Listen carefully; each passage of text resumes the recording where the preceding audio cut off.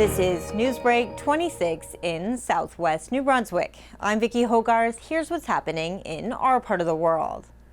Whale watchers in southwest New Brunswick had the rare experience of seeing the critically endangered North Atlantic right whale this past week near eastern Wolfe Island. 4 North Atlantic right whales were spotted Saturday in the Bay of Fundy, the first documented sightings of the species in the bay this year. Danielle Dion, a biologist with QuadiLink Marine in St. Andrews, spotted the 4 whales on Saturday while leading a whale watching tour. She immediately notified the Canadian Whale Institute and has seen one of the whales every day since Saturday. The estimated population right now is about 340 individuals. So we had more than 1% of the worldwide population within about a 1.5 mile radius around the boat. In the past decade, right whales have pretty much abandoned the Bay of Fundy as a critical feeding habitat. Even though this is a protected area for them, the food that they rely upon is just not found here in the bay in the quantities that they need. And our sightings on Saturday were the first sightings of right whales in the Bay of Fundy in 2023.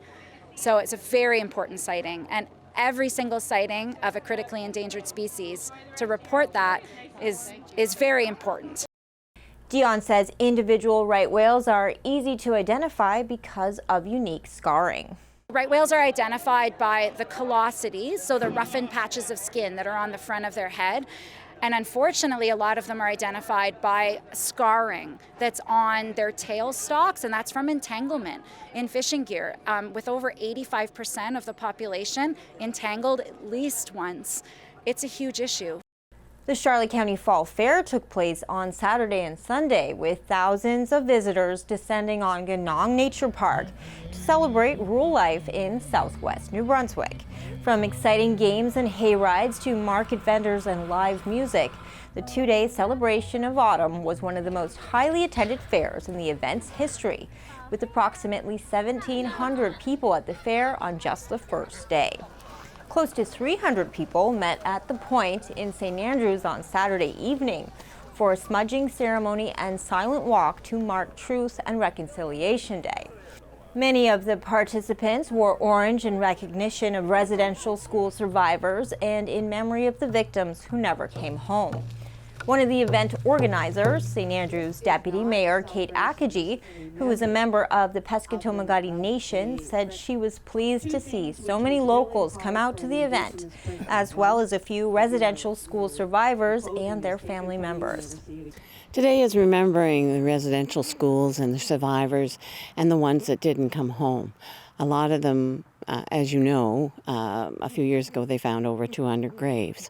And so we wanted to be able to have a gathering that talks about and speaks about why we're wearing an orange shirt, why this has happened, why the government has given the day, all of these things, to talk about it in a way that people can understand. And it's nice to see young people to very old people coming out.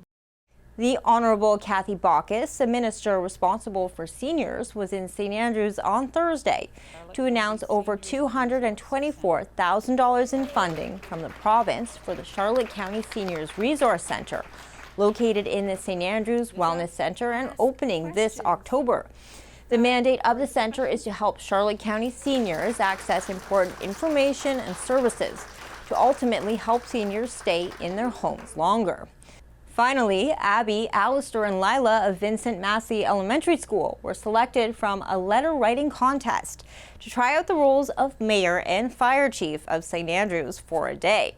Look out for a special kids edition of Your Town Matters, where I spoke to them about their experiences of a day in the life of running the town of St. Andrews. That's all the news I have for you. For more stories and online exclusives, follow me, Vicki Hogarth, on Facebook and subscribe for free to CHCO TV on YouTube. A news and public affairs production of CHCO TV, New Brunswick's only source for independent community television.